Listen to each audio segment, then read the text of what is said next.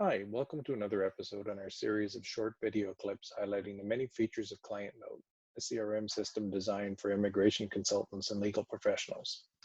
This episode will focus on bank account reconciliation and client account reporting. ClientNote does include an interface to the client version of Intuit's QuickBooks client accounting software. However, for those of you who do not use QuickBooks, ClientNote does have built-in bank account reconciliation and reporting capabilities. There are three main features to this functionality: the ability to import bank transactions that have been exported from your bank account, the ability to reconcile imported bank transactions against existing client invoices, and the ability to run standard monthly reports required by immigration consultants. Let's demonstrate how all of this works. We'll first take a look at two of our fictional clients where we've defined invoices for each of them based on services that have been rendered. We'll start with Karen Wu. If we open up Karen's current invoice, we'll see that she has purchased a OINP Bundle B service package at $3,000 plus the 13% tax. She owes a total of $3,390. We'll next take a look at Frank Franklin. Frank opted for the OINP full services package at $5,000. We had given him a 5% discount and the tax rate of 13%, meaning that the total amount owing would be $5,367.50. So if this is the end, these invoices were March of 2016. So at the end of that month, if we were to look at our bank account and take an export of the transactions to CSV file format, we can use ClientNote to import that CSV export in and reconcile each bank transaction against the invoices that have been defined in ClientNote. So if we open our bank account reconciliation form, it's fairly easy to use. We just simply need to import the CSV file that we've exported from our bank account. Any of the major banks in Canada normally export to the same format, so it should work for all of the major banks. If we import, click the import button, I have a CSV file that I stored in my bank transactions directory here in ClientNote, and it immediately imported those 4 transactions from that CSV file into ClientNote, where we can now reconcile each item. So if we look at the orders in descending, so at the beginning of the month, we had a transaction for $2,000 that we received, which was a check for a partial payment for the invoice of Frank Franklin. We then, a little later on in the month, after we earned the amount against the initial billed amount on that invoice, we withdrew the $2,000 that Frank Franklin had provided us earlier in the month. And you'll see on March 20th, we then received a full payment from Karen Wu's invoice. And then later on in the month, we received the balance of Frank Franklin's account. So if we go through these transactions, as I mentioned earlier, since we've deducted that $2,000 or withdrew that $2,000 later on in the month, we would consider that we earned the amount that was paid by Frank Franklin for the initial payment.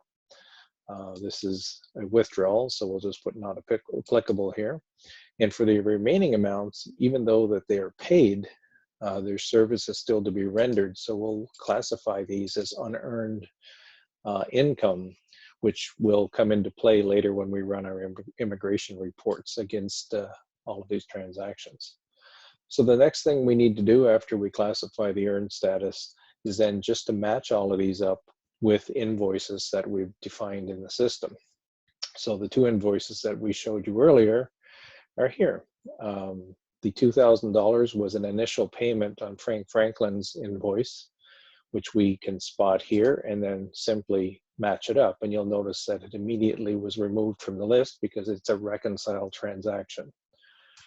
Again, this was the withdrawal that we took after we've considered our $2,000 from Frank Franklin to be earned, we'll now match that up to the invoice as well.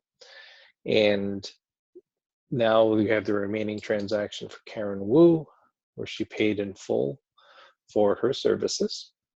And then we have the balance for Frank Franklin's full invoice, where he sent payment in near the end of that month. So we'll associate that amount to his invoice.